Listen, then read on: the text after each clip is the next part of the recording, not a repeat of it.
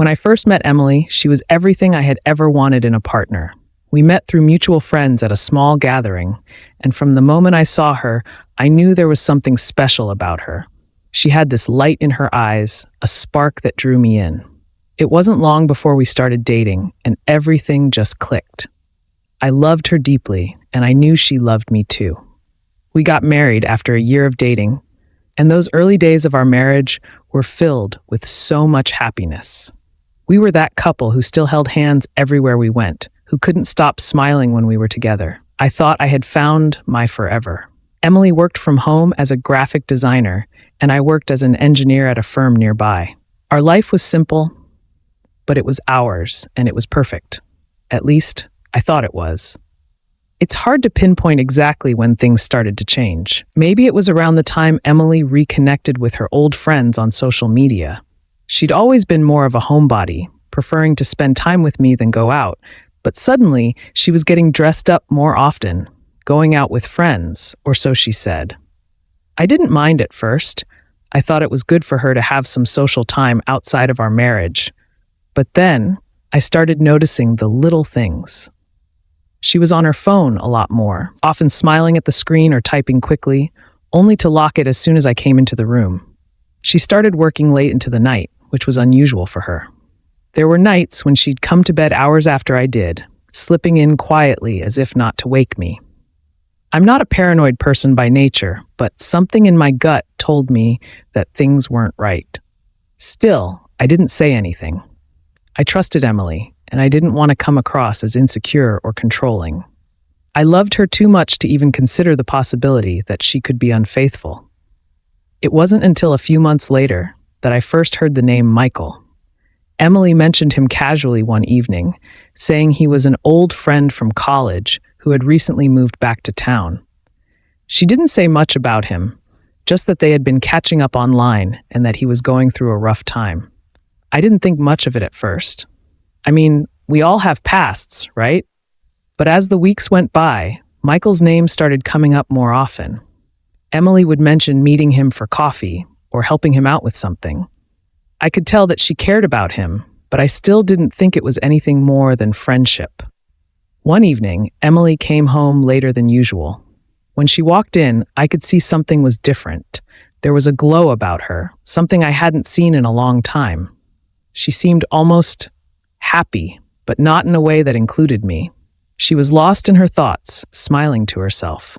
That night, as we lay in bed, I couldn't shake the feeling that I was losing her, but I still didn't have the courage to confront her. A few weeks later, Emily mentioned that she was going to meet Michael for lunch. I tried to act casual about it, but something inside me twisted with unease. That afternoon, I decided to leave work early, feeling a strange compulsion to check on her. I drove to the cafe she had mentioned, parking across the street where I could see the entrance. I sat there for a while, feeling foolish, until I saw them. Emily and Michael walked out of the cafe together, laughing. They were standing close, too close. Then, as they walked to Michael's car, he leaned in and she didn't pull away. They kissed, and it wasn't just a friendly kiss. It was passionate, the kind of kiss she used to give me. My heart dropped, and I felt physically ill. I wanted to look away, but I couldn't. I watched as they got into his car and drove away, and I followed them at a distance. They didn't go far, just to a nearby hotel. I sat in my car, gripping the steering wheel so tightly that my knuckles turned white. I couldn't believe what I was seeing, but there it was, undeniable. My wife, the woman I loved more than anything, was cheating on me. I waited, sitting in that parking lot for over an hour, my mind racing, my heart breaking. When they finally came out, I saw them again, holding hands, looking like a couple in love. They didn't see me. I was too far away, hidden in my car, but I saw everything I needed to see. When I got home, I didn't know what to do. I felt numb, like I was moving through a dream or a nightmare.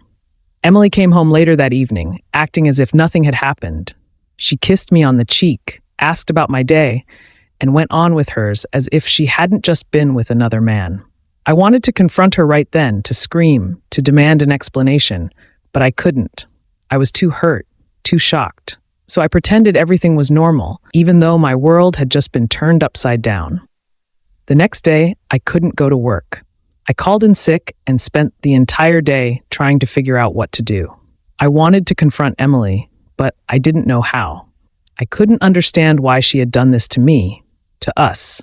I had always been faithful, always loved her with everything I had. I didn't know what I had done to deserve this. That evening, when Emily came home, I finally found the courage to confront her. She saw the look on my face and immediately knew something was wrong. "What's going on, David?" she asked, her voice laced with concern. I couldn't hold back anymore. "Where were you yesterday?" I asked, my voice trembling. She hesitated, then said, "I told you I was having lunch with Michael." I shook my head, tears welling up in my eyes. "I followed you, Emily. I saw you with him. I saw you go to the hotel." Her face drained of color, and for a moment she looked like she might faint. "David, Why?" I interrupted, my voice breaking. "Why would you do this to me? I thought we were happy. I thought you loved me." Emily started to cry, and before I knew it, she was sitting next to me, trying to explain. She told me that she never meant for it to go this far, that it started as just a friendship and then something she couldn't control. She said she was confused, that she loved me but felt something was missing in our marriage, something she found with Michael. I didn't know what to say. I wanted to scream, to cry, to demand answers, but all I could do was sit there, numb. I had loved her so completely, and now in an instant, that love felt like it was crumbling to pieces. But even in that moment of betrayal, I couldn't stop loving her. I didn't want to lose her. "Do you love him?" I asked, my voice barely above a whisper. Emily shook her head. "I don't know. I don't think so. I think I was just lost." Lost. That word echoed in my mind. Maybe we were both lost in different ways. But where did that leave us now? The days that followed were the hardest of my life. I couldn't eat. I couldn't sleep. Every time I looked at Emily, I saw her with him. The trust that had been the foundation of our marriage was gone, replaced by a constant ache in my chest. Emily tried to make things right. She apologized again and again, telling me that she wanted to fix our marriage, that she would do anything to make it up to me. But I didn't know if I could ever forgive her, or if we could ever go back to the way things were. We decided to go to therapy to see if there was any way to rebuild what we had lost. The sessions were brutal, talking about the affair, about our feelings, about what had gone wrong in our marriage. There were days when I wanted to give up, to walk away and never look back. But then I'd remember the love we once shared, the life we had built together, and I'd wonder if it was worth fighting for. Therapy was a slow process. We had to confront things that we had both been avoiding for a long time. I realized that I had put Emily on a pedestal, that I had loved her so much that I ignored the cracks in our relationship, the things that were making her unhappy. Emily realized that she had been searching for something outside our marriage, when what she really needed was to communicate with me, to tell me how she was feeling. We started to talk more, really talk. We cried together. We yelled. We shared our deepest fears and regrets. Slowly, the walls between us started to come down.